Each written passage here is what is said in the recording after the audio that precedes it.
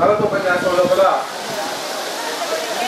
గౌరీశంకర్ గారు కానివ్వండి, తదుపరి దేనిని ఆవిష్కరించినటువంటి ఉప ముఖ్యమంత్రి గారు కానివ్వండి, వాళ్ళు ఇచ్చిన సందేశంలో వారితో పాటు ఇంతకు ముందే మాట్లాడినటువంటి శ్రీధర్ దేశపాండే గారు కూడా మాట్లాడుతూ స్పష్టంగా చెప్పారు, తెలంగాణ రాష్ట్రాన్ని సాధించుకోవడమే కాదు, సాధన క్రమం ఆ ప్రక్రియ కూడా దాదాపుగా ఒక అంతిమ దశకు వచ్చింది.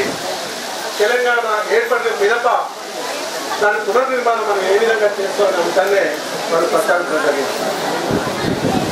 ఉప ముఖ్యమంత్రి గారు మాత్రం ఒక అడుగు ముందుకేస్తే ఎలాంటి ఉద్యమాలకు మనం సంయుక్తంగానో కూడా సందేశం కూడా స్పష్టంగా సమానత్వం ఉన్నటువంటి తెలంగాణ రాష్ట్రంలో కావాల్సింది సమానత్వంతో కూడింది, ఆత్మ గౌరవాన్ని చెప్పుకునేటువంటి తెలంగాణ మళ్ళీ మనకు అవసరమైతే అందుకు మనం సంసిద్ధులుగా ఉండాలని కూడా వారు చెప్పి ఇవ్వడం జరిగింది.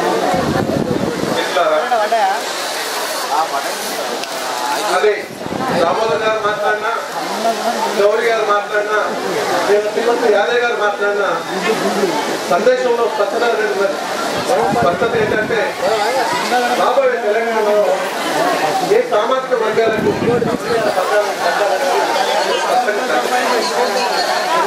ఏదో ఉపన్యాసాల ద్వారా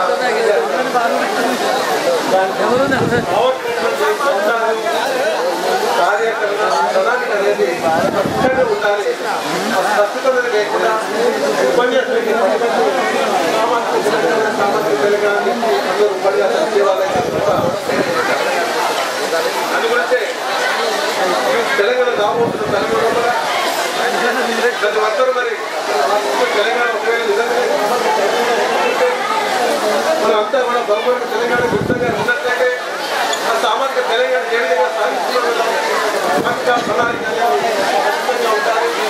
ప్రణాళిక లేకుండా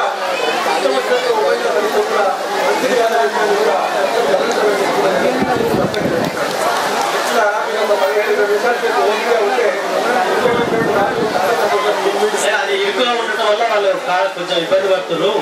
మీరు మటన్ ఆ సామాజిక తెలంగాణ గురించి ఒక పక్క ఉద్యమాన్ని ఒక కార్యాచరణ ప్రణాళికను తయారు చేసుకుని పోతేనే బాగుంటుందని చెప్పి సందర్భంగా మేము మనం చేసుకుంటూ